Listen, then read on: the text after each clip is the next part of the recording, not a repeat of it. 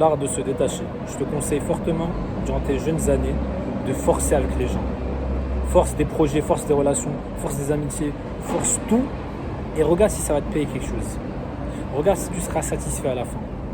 Je te conseille fortement parce que tu vas réaliser à quel point forcer ça sert à rien. Forcer ça va te mener nulle part. Tu es en train de perdre ta dignité, tu es en train de perdre du respect aux yeux des autres, tu es en train de ruiner ta vie tout simplement. Mais c'est bien, il te faut ça au début. Parce que c'est là où tu vas réaliser comme quoi l'être humain est égoïste. Comme quoi tu dois être intelligent avec tes moves. Comme quoi tout ce que tu reçois n'est pas forcément une bonne chose. Tu dois savoir dire non.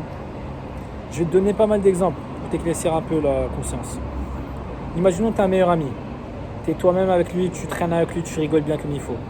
Si une troisième personne essaie de rentrer dans votre duo pour former un trio, viens me dire que tu n'auras pas de standard. Viens me dire que tu ne vas pas te comporter un peu différemment parce que tu auras peur d'être toi-même ou tu auras peur de faire rentrer cette personne dans votre dynamique, dans votre duo. Parce que c'est un étranger tout simplement. Parce que c'est pas forcément la personne que tu as envie d'avoir. Tu as un duo, tu es bien, tu es content. Pourquoi est-ce qu'une troisième personne va rentrer et ruiner un peu ces dynamiques, instaurer une gêne? Tu vois ce que je veux dire? C'est la même chose avec toi. Toi, tu es ton meilleur ami.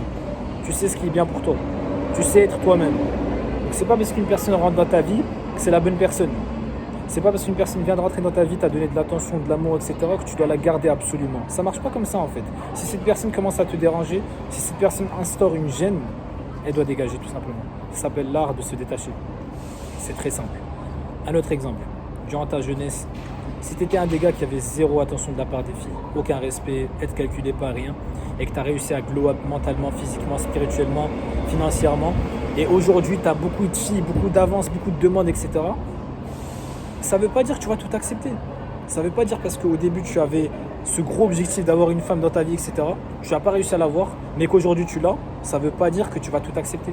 Ça ne veut pas dire que n'importe quelle femme voudra rentrer dans ta vie parce qu'elle te montre de l'attention, de l'amour, méritera qui tu es. Ça marche pas comme ça. Ça s'appelle l'art de se détacher. Parce qu'au début, c'était un grand truc. Ah, les femmes. Mais aujourd'hui, tu t'en fous. Aujourd'hui, tu es toi-même. Tu es content avec qui tu es. Donc forcément, tu vas pas laisser n'importe qui rentrer dans ta vie. Et c'est la même chose dans les projets. C'est la même chose dans les amitiés. L'art de se détacher est parfait. C'est vraiment un art parfait. Parce que tu montres comme quoi tu es prêt à quitter la conversation. Tu es prêt à quitter cette connaissance pour ton bien. Et à partir de ce moment-là, c'est là où les gens te respectent. C'est là où les gens font un effort pour te garder dans leur vie. Parce que tu leur as donné le premier avertissement, le deuxième avertissement, comme je vous ai dit dans une autre vidéo, et le troisième, c'est la clé finale. Bam, tu fermes la porte à clé et tu dégages. Tu vois. Donc c'est simple en fait. L'art de se détacher est un art magique et c'est quelque chose qui a beaucoup amélioré ma vie.